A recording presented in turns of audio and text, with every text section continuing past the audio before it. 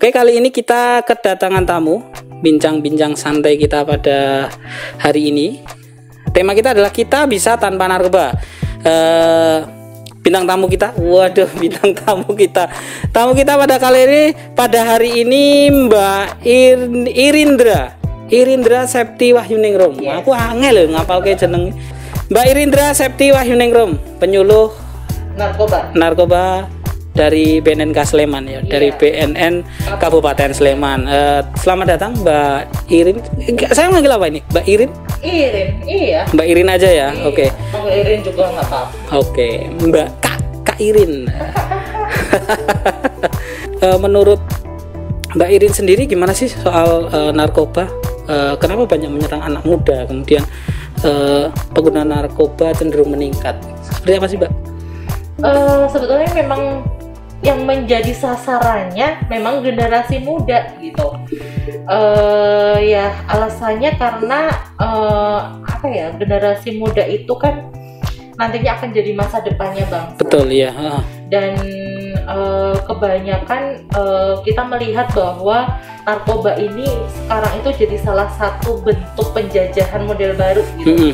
Jadi ya yang dijajah itu ya dirusak dulu ininya masa depannya itu. Jadi kenapa menyerang anak muda? Dan kenapanya lagi alasannya ya karena kan banyak anak muda ini berada di masa transisi dan pengen tahu, mencoba-coba begitu ya. Itu yang pada akhirnya mereka banyak terjerumus. Apalagi kan kalau mereka salah pergaulan, kebanyakan memang karena salah pergaulan, salah memilih teman. Dengar-dengar nih ada yang namanya New Psychoactive Substances. Iya, narkoba jenis baru lah. NPS, narkoba jenis baru. Nah, itu mungkin yang sangat ditakutkan para orang tua mungkin ya, ataupun orang tua yang memiliki anak yang dia di luar kota atau di mana gitu. Nah, itu NPS itu gimana sih, Mbak? Itu NPS itu apa sih? Iya, NPS itu maksudnya narkoba jenis baru gitu. Karena kalau di Indonesia lah ya, di Indonesia ini sudah ada 80 jenis narkoba yang beredar di Indonesia. Betul. Nah, baru 76-nya itu baru diatur di dalam undang-undang, dan sisanya itu masih belum diatur. Nah, kemudian yang belum diatur dengan undang-undang itu terus berarti legal dong? Bukan legal, karena kan kayak gitu pasti ada prosesnya. Istilahnya proses itu kan tidak serta-merta muncul baru langsung langsung diatur di undang-undang.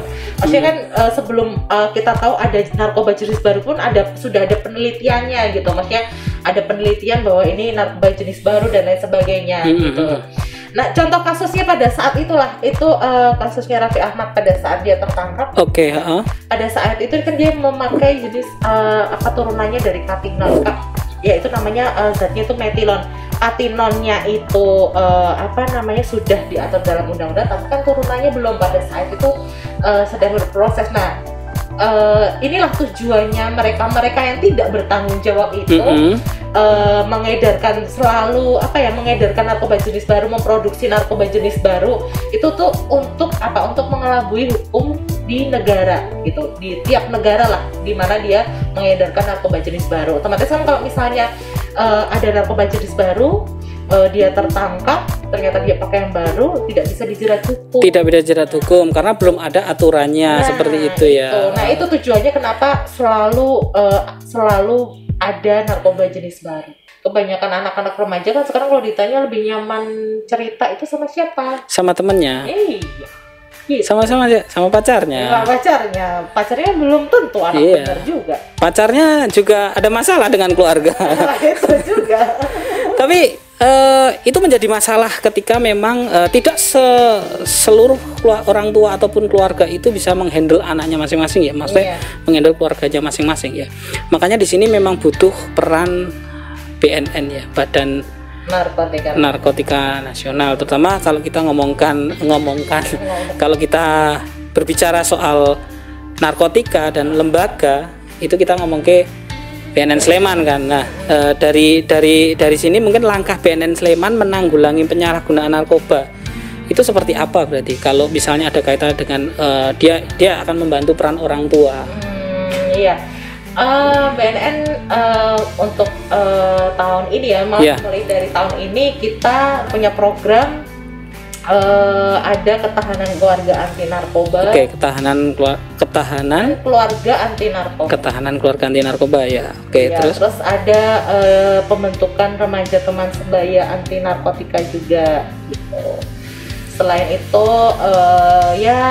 ada juga yang istilahnya intervensi ketahanan keluarga berbasis sumber daya pembangunan desa itu, atau biasanya kita bahasanya biar lebih gampang itu program desa bersinar. Oke, desa bersinar berarti ada 3 berarti Mbak?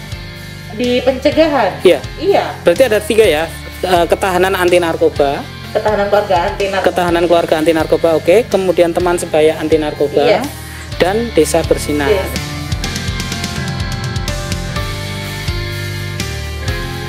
Ketahanan keluarga anti narkoba ini itu kita memberikan gitu, istilahnya memberikan keterampilan pola asuh kepada orang tua. Jadi tidak hanya orang tua tapi juga anak. Jadi istilahnya kayak memperbaiki pola komunikasi di dalam keluarga. Berarti membantu memperbaiki pola komunikasi seperti itu ya. Jadi memang ada tips dan triknya berarti. Iya, jadi ada 4 kali pertemuan dan di setiap pertemuan itu selalu ada istilahnya kita membuatnya bukan yang duduk terus kayak mendengar workshop, bukan. Jadi benar-benar kita praktek. Jadi melalui games menarik. Nah, berarti sudah dibuat sedemikian rupa berarti biar nggak jenuh dan lain sebagainya ya. Jadi nanti ada kelas anak sendiri, ada kelas orang tua sendiri. Nah, nanti kelas anak dan orang tua ini mereka punya games gitu ya, yang memunculkan potensi-potensi di dalam dirinya. Kalau orang tua ya mengenal karakter anaknya. Nanti di jam berikutnya mereka dipertemukan gitu. Jadi dipertemukan untuk mempraktekkan apa yang sudah mereka dapatkan di jam berikutnya gitu. Nah, dari situ kan mereka juga jadi mengenal, oh iya, selama ini kan memang aku sudah serumah mungkin dengan anakku, aku sudah istilahnya banyak komunikasi dengan anakku, tapi kita tidak pernah tahu ternyata yang diinginkan anak itu bukan yang seperti itu. Betul. Banyak nih kalau yang teman sebaya ini kita banyak memberikan wawasan, bahkan kita sampai 10 kali pertemuan untuk membahas segala macam isu-isu yang nantinya untuk bekal mereka untuk apa? Untuk ketika memang di lingkungannya gitu kan ada teman-teman yang mungkin membutuhkan bantuannya mereka, istilahnya jadi teman sebaya itu tadi mereka bisa gitu. Pilihannya adalah warga yang berada di desa bersinar yang sudah kita, jadi di Sleman ini sudah punya desa bersinar ya. Untuk tahun sebelumnya tuh kan yang sudah dicanangkan sudah 1 desa Condong Catur. Nah, program-program ini memang berkaitan dengan desa bersinar itu, jadi harus mengarah ke warga-warga yang sudah ada di desa bersinar. Berkelanjutan berarti ya. Iya, berarti desa bersinar. Berarti terus contohkanlah tadi sudah berjalan dan keluarga di daerah Condong Catur sudah menjadi pilot projectnya ya berarti ya, dan itu terus diawasi oleh BNN Sleman ya berarti ya. Iya, pesannya adalah yaitu tadi jadi remaja yang berkualitas, yang tidak mudah terpengaruh dengan hal-hal atau lingkungannya yang negatif. Kalaupun memang di lingkungan sudah ada seperti itu, jadilah remaja yang berani untuk menolak, karena ingat bahwa masa depan yang ingin diraih itu jauh lebih akan lebih mudah diraih ketika kita bisa tanpa narkoba.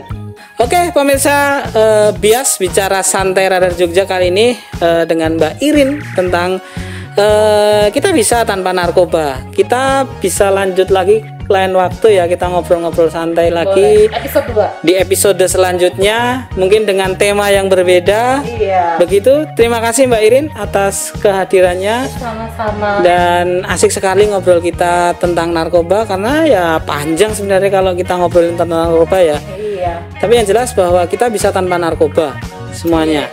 Pemuda, generasi muda harus kuat dan tangguh. Iya, stop micin. Stop micin. Oke, jumpa lagi di lain kesempatan bersama saya Nanang Febrianto dan salam.